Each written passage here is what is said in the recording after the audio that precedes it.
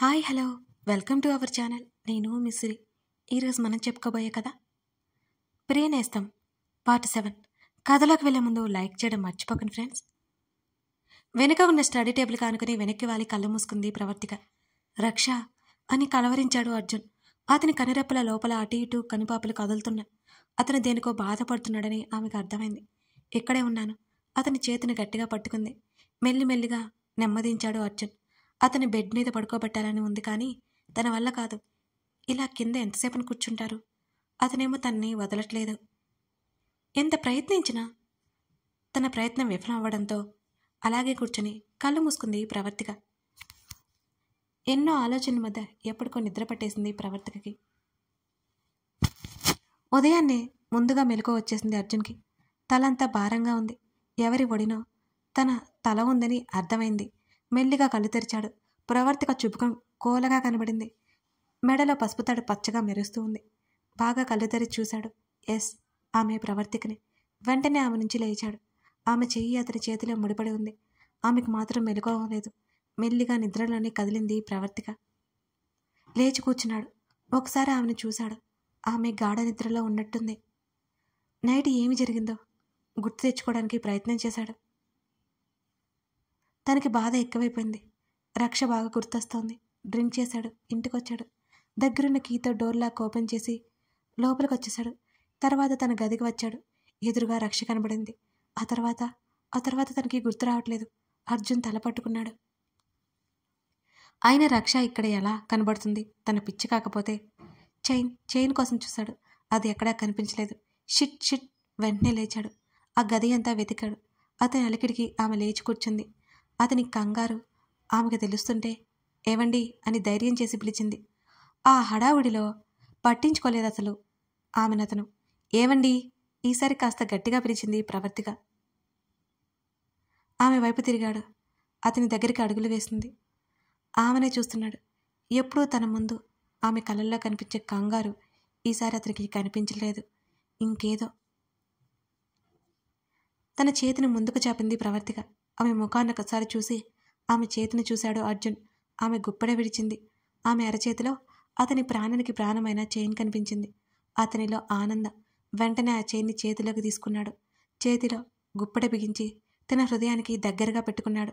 అతనిలో మరో కొత్త కోణం. ఆమె ఇప్పుడే ఆశ్చర్యంగా చూస్తుంది. ఆమె వైపు ఒకసారి చూసి ఒక్కసారిగా కౌగిలించుకున్నాడు. ఆశ్చర్యపోయింది ఆమె. బొమ్మలా బిగుసుకుపోయింది ప్రవర్తిక. థ్యాంక్ యూ అని ఆమె నుంచి ఎటువంటి సమాధానం రాకపోవడంతో తను ఏమి చేశాడో అర్థమై ఆమెను వదిలేసి ఫాస్ట్గా బాత్రూంలోకి వెళ్ళిపోయాడు. షవర్ ఆన్ చేశాడు. వాటర్ అతని మీద పడుతుంటే అతని ఆలోచనలు ఎక్కడికక్కడికో వెళ్ళిపోసాగాయి. ప్రవర్తికని కౌగిలించుకోవడం పదే పదే గుర్తుకొస్తోంది అతనికి. తను చేసిన దానికి అనీజీగా అనిపించింది అతడికే. ఇంకా తలంతా భారంగానే ఉంది. ఆకలిగా కూడా ఉంది. స్నానం చేసి బయటకొచ్చాడు అర్జున్. ప్రవర్తిక బెడ్ మీద కూర్చొని దీర్ఘంగా ఆలోచిస్తూ కనిపించింది అతనికి. ఆమెను కదిలించలేదు అతను. డ్రెస్అప్ అయ్యాడు. అతని అలికిడికి ఆలోచనల నుంచి తేరుకొని చీర సరి చేసుకుని బయటికి వెళ్ళిపోయింది. ఆమెనే గమనించినట్టు స్తబ్దుగా ఉండిపోయాడు అర్జున్. 5 నిమిషాల తర్వాత కాఫీ తీసుకువచ్చి అతని ముందు పెట్టింది ప్రవర్తిక. మొదటిసారి ఆమెను ఫేస్ చేయాలంటే అతనికి చాలా కష్టంగా ఉంది. ఎందుకో తెలియట్లేదు. కాఫీ తీసుకుని బాల్కనీలోకి వెళ్ళిపోయాడు. అక్కడే ఉయ్యాల్లో కూర్చున్నాడు. రక్షకి ఇష్టమని అది అక్కడ ఫిక్స్ చేయించాడు. ఒక క్షణం కళ్ళు మూసుకుని వెంటనే కళ్ళు తెరిచాడు. అప్పటికే అతని కంట్లో నీళ్లూరే. ముఖాన్ని సీరియస్గా పెట్టుకున్నాడు అర్జున్. కాఫీ తాగడం ఆరంభించాడు. ప్రవర్తిక ఫ్రెష్ అవడానికి వెళ్ళిపోయింది. ఆమెకు అనుమానం వచ్చింది. తను కట్టుకునే బట్టలు ఎవరివి? ఒకవేళ ఆ అమ్మాయివి? చిచి, లేదు. పొరపాటున ఆ అమ్మాయి చైన్ ముట్టుకుంటేనే ఎగిరిపడ్డాడు. ఆమె డ్రెస్సులు అసలు తనకి ఎలా ఇస్తాడు? ఇచ్చినా తను ఎందుకు వేసుకుంటుంది? మరొకరి సొత్తు ఆమెకి అక్కర్లేదు. ఆమె బయటకు వచ్చింది. అతను బాల్కనీలో నుంచి లోపలికి వచ్చాడు. ఇద్దరి మధ్య గాఢమైన మౌనం. ఎందుకు అతనంటే భయం పోయింది తనలో. బహుశా పైకి కనిపించే అతను లోపల కనిపించే అతను వేరని తనకి అర్థమైంది కాబోలు. ఆఫీస్కి వెళ్ళిపోవడానికి రెడీ అయ్యాడు. మౌనంగా తన పని తను చేసుకుంది ప్రవర్తిక. అర్జున్ బాబు, ప్రవర్తికమ్మ టిఫిన్ చేయడానికి రండి అని తలుపు కొట్టి వెళ్ళిపోయింది సీతమ్మ. ఆ అమ్మా అని వెనక్కి తిరిగింది. సడన్గా చీర కుచ్చులు తగులుకొని ముందుకు పడబోయింది ప్రవర్తిక. గమనించి పడిపోకుండా ఆమె నడుము చుట్టూ చేతులు వేసి ఊడిసి పట్టుకున్నాడు అర్జున్. ఆమెను నిలబెట్టాడు. ఆమె అనచ్ఛాదిత నడుము మీద అతని చేతి స్పర్శ తాకగానే ఆమె తను ఇదివరకు ఎరగని వింత అనుభూతికి లోనైంది. గట్టిగా కళ్ళు మూసుకుంది ప్రవర్తిక. ఆమె పడిపోయింది అన్న కంగారులో ముడిపడ్డ అతని కనుబొమ్మలో ఆమె ముఖాన్ని చూసి విడివడ్డాయి మెల్లిగా. సారీ అండి అని వెంటనే అతని నుంచి దూరం జరిగింది. వెంటనే అర్జున్ ముఖాన్ని సీరియస్గా పెట్టుకున్నాడు. కళ్ళు నెత్తిన పెట్టి నడిస్తే ఇలాగే ఉంటుంది అని చెప్పేసి బయటికి వెళ్ళిపోయాడు అర్జున్. ఎందుకో ప్రవర్తికకి నవ్వొచ్చింది. అది ఎందుకో ఆమెకే అర్థం కాలేదు. అప్పటికే సీతమ్మ టిఫిన్ ప్రిపేర్ చేసింది. సీతమ్మకి హెల్ప్ చేస్తూ అన్ని డైనింగ్ టేబుల్ మీద సర్దింది ప్రవర్తిక. లోహిత ఎక్కడా అని అడిగింది సీతమ్మని. నిన్న కూడా కాలేజీకి వెళ్ళలేదమ్మా, అందుకే ఇవాళ వెళ్ళిపోయింది అని సీతమ్మ బదిలిచ్చింది. సీతమ్మ పిలిచింది. కృష్ణమూర్తి, అర్జున్ కూడా వచ్చి కూర్చున్నారు. ప్రవర్తికనే స్వయంగా కృష్ణమూర్తికి వడ్డించింది. అర్జున్ వైపు వెళ్ళగానే ఆమె చెయ్యి వణికింది. వణికే చేత్తోనే అతనికి టిఫిన్ వడ్డించింది. నువ్వు కూడా కూర్చో తల్లి అని సీతమ్మ కృష్ణమూర్తి బలవంతం చేస్తే తను భోజనానికి కూర్చుంది. ఇంతకు ముందు రోజు ఎప్పుడో తన చేతికి గుచ్చుకున్న ఫ్లవర్ వాస్ చిన్న ముక్కగా తనకు చాలా నొప్పి అనిపించింది. చేతికి అంత పెద్ద గాయమైతే ఎలా తింటున్నాడో? అర్జున్ వైపు చూసింది తను. అతని చేతికి అంత గాయమైతే అసలు ఎలా అనుకుంది ఆమె. మళ్ళీ తింటుంటే ఆశ్చర్యపోయింది ప్రవర్తిక. అంత బాధపడుతూ తినాల్సిన అవసరం ఏముంది? మరి ఎవరు తినిపిస్తారు? తన? నోనో, అసలు తనెందుకు తినిపిస్తుంది అతనికి? అర్జున్, కృష్ణమూర్తి పిలుపు విని అటు చూశారు అందరూ. ఏంటి మావయ్య అని అడిగాడు అర్జున్. చేతికేమైంది? సీరియస్గా వచ్చే కృష్ణమూర్తి మాటలు. అర్జున్ ఏమి చెబుతాడా అని తినడం ఆపేసి మరీ చూస్తోంది ప్రవర్తిక. అది మావయ్య అని నసిగాడు అర్జున్. అతనేం చెప్పలేకపోయాడు. అర్జున్, ఇంకా ఏంటిది? ఇన్ని సంవత్సరాలు గడిచినా నీకు ఆవేశం తగ్గదా? ఆవేశంలో ఏమి చేస్తావో నీకు తెలీదా? ఎంత కోపం వస్తే మాత్రం చేతిని ఎవరైనా గాయపరుచుకుంటారా? అంత కోపం తెచ్చిన సమస్య ఏంటి అని సీరియస్గా అడిగాడు కృష్ణమూర్తి. ఏదో చిన్న ఇష్యూ మావయ్య అని అంతే చిన్నగా చెప్పాడు అర్జున్. చూడు అర్జున్, నీకు ఎన్నోసార్లు చెప్పాను, మళ్ళీ చెప్తున్నాను. కోపం ఎన్నో అనర్థాలకు దారితీస్తుంది. ఆ విషయం గుర్తుపెట్టుకో. ఆవేశం తగ్గించుకోవాలి సీరియస్గా చెప్పాడు కృష్ణమూర్తి. అలాగే మావయ్య అన్నాడు అర్జున్. ఎలా తింటావు గాయమైతే? కనీసం తినిపించుకోవాలని కూడా లేదు నీకు అని అరిచాడు. నొప్పి లేదు మావయ్య అన్నాడు అర్జున్. మాట్లాడుకో అర్జున్, నువ్వు చిన్నది గుచ్చుకుంటేనే అంత నొప్పి అనుభవిస్తాం. చేతికి ఎంత పెద్ద గాయమైతే ఎలా ఉన్నావు అసలు? బాధగా అన్నాడు కృష్ణమూర్తి. తినిపిస్తాను పట్టు అన్నాడు కృష్ణమూర్తి. మీరెందుకు బాబుగారు? ఆ అమ్మ తినిపిస్తుందిలే, అర్జున్ బాబుకు తినిపించు తల్లి అని ప్రవర్తికను చూస్తూ చెప్పింది సీతమ్మ. అప్పుడే టిఫిన్ నోట్లో పెట్టుకున్న ప్రవర్తికకి పొలమారింది. సీతమ్మ మెల్లిగా తట్టి మంచినీటిచ్చింది. మావయ్య, పర్వాలేదు, నేను తింటాను కదా అన్నాడు అర్జున్. కుదరదు అర్జున్, ఇంత మొండిగా ఎలా తయారయ్యావు అసలు? ఇక తినిపించు తల్లి అని అన్నాడు కృష్ణమూర్తి. ప్రవర్తిక లేచి అర్జున్ పక్కన ఉన్న చైర్లో కూర్చుంది. దోస ముక్క తుంచి అతని నోటి దగ్గర పెడుతుంటే ఆమె చెయ్యి విపరీతంగా వణికిపోతోంది. అతని వైపు చూడలేదు.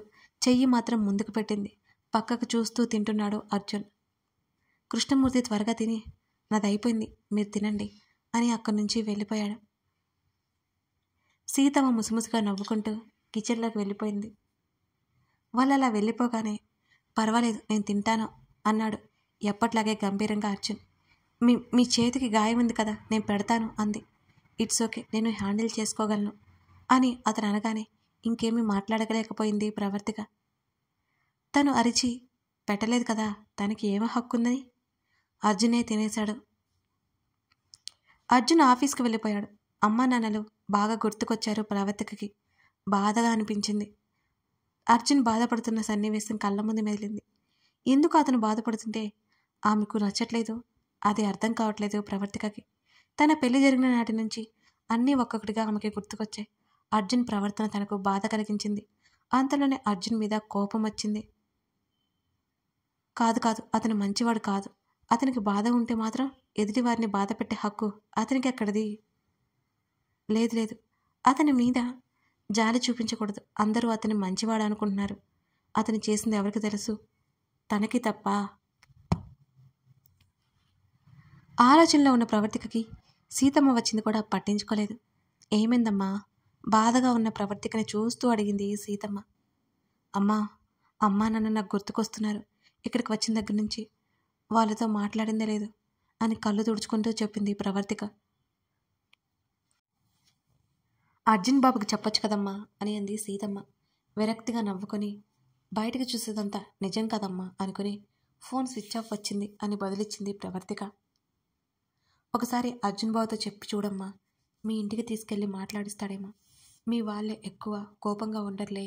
ఒకసారి అర్జున్ బాబుని చూస్తే వాళ్ళకి దిగులుండదు. నువ్వు ఇక్కడ సంతోషంగా ఉన్నావని వాళ్ళు కుదుట పడతారు అని అంది సీతమ్మ. సంతోషం ఇక్కడ? నా జీవితంలో సంతోషం అనే పదం 4 రోజుల క్రితమే దూరమైపోయింది అని ప్రవర్తిక బాధపడి అలాగేనమ్మా అని చెప్పింది. సీతమ్మకి ఇంకేం వివరించలేక కొంత సమయం మాట్లాడి వెళ్ళిపోయింది సీతమ్మ. తర్వాత గుర్తొచ్చింది ప్రవర్తికకి రక్ష గురించి అడగాలి అనుకున్న విషయం. నిట్టూర్చి ఊరుకుంది. సాయంత్రం హడావుడిగా వచ్చాడు అర్జున్. అప్పటికే టైం 4 గంటలైపోయింది. హాల్లో హడావుడిగా మాటలు వినిపిస్తుంటే బయటకొచ్చింది ప్రవర్తిక. మావయ్య, మావయ్య అని అరుస్తున్నాడు అర్జున్. కృష్ణమూర్తి కంగారుగా గదిలో నుంచి బయటకొచ్చాడు. అర్జున్కి ఏమైంది అర్జున్? ఏమిటా కంగారు? అడిగాడు కృష్ణమూర్తి. మావయ్య, త్వరగా హాస్పిటల్కి వెళ్ళాలి పదండి, తొందర చేశాడు. ఏమైంది అర్జున్? మీ అత్తయ్యకి ఏం కాలేదు కదా? గుండెని అరచేత పట్టుకుని అడిగాడు కృష్ణమూర్తి. ఏం కాలేదు మావయ్య. అత్తయ్య కళ్ళు తెరిచింది. వెంటనే వెళ్దాం పదండి, డాక్టర్ కాల్ చేశారు అని అన్నాడు అర్జున్. అతను చాలా ఆతృతగా ఉన్నాడు. అత్తయ్య ఎవరు? కృష్ణమూర్తి బాబాయ్ భార్య. హాస్పిటల్లో ఎందుకుంది? వాళ్ళు మాట్లాడుకునేది అర్థం అవ్వలేదు ప్రవర్తికకి. సీతమ్మ, మేము 2 రోజులు రామ్, ఇంటిని చూసుకో అని చెప్పి గదిలోకి వెళ్ళిపోయాడు కృష్ణమూర్తి. ఏంటి చూస్తున్నా? 2 రోజులకు సరిపడ బట్టలు సర్దుకో, క్విక్, తొందర చేశాడు అర్జున్ తన గదిలోకి వెళ్తూనే. ఎక్కడికండి అని అడిగింది అతను వెంట నడుస్తూ. చెబితే కని రావా? చెప్పింది చెయ్యి ముందు అని హుకుం జారీ చేశాడు అర్జున్. బలవంతంగా బాధ నడుచుకుని తనవి అర్జున్వి బట్టలు పెట్టింది బ్యాగ్లో ప్రవర్తిక. అర్జున్ కావలసినవి తీసుకుని బయటకొచ్చాడు. కృష్ణమూర్తి కూడా వచ్చాడు. సీతమ్మకి జాగ్రత్తలు చెప్పి జీపు అయితే కృష్ణమూర్తికి ఇబ్బందని కారులో ప్రయాణమయ్యారు. కారులో వెనక కూర్చుంది ప్రవర్తిక. కృష్ణమూర్తి, అర్జున్ ముఖంలో కంగారు ఆమెకు స్పష్టంగా తెలుస్తోంది. ఎక్కడికి వెళ్తున్నారో తెలియదు. బెదిరించి తీసుకెళ్తున్నాడు. కోపం తెచ్చుకుంది అర్జున్ మీద. కానీ ఏం చేయగలదు తను? అతను చెప్పినట్టు చేయడం తప్ప. కారు చాలా వేగంగా ముందుకు వెళ్ళిపోతుంది. బాబాయ్ గారు, ఎక్కడికి వెళ్తున్నాం? ధైర్యం చేసి కృష్ణమూర్తిని అడిగింది. అర్జున్ అడిగితే కోపంలో ఏం చేస్తాడో అన్న భయంతో. వైజాగ్ వెళ్తున్నాను తల్లి అని గంభీరంగా చెప్పాడు కృష్ణమూర్తి. అంటే విశాఖపట్నమా? ఆశ్చర్యంగా అడిగింది. విచిత్రంగా చూశాడు అర్జున్. అర్జున్ చూపులతో తన్ని తాకుతుంటే తడబడి చూపు తిప్పుకుంది. అవును తల్లి అన్నాడు. ఇంకేమీ అడగలేదు ప్రవర్తిక. కథ కొనసాగుతుంది. అర్జున్ గతం, అతని ఫ్యామిలీ వివరాలు కొంచెం కొంచెంగా ప్రవర్తికకి తెలుస్తున్నాయి. ప్రస్తుతం వైజాగ్ వెళ్తున్నాడు. అక్కడ వీళ్ళ బంధం ముడిపడనుందా లేకపోతే విడిపోనుందా తెలుసుకోవాలంటే మిగతా పార్ట్స్ మీరు చూడాల్సిందే. ఈ ప్రియ నేస్తం మీకు నచ్చుతుందనే నేను అనుకుంటున్నానండి.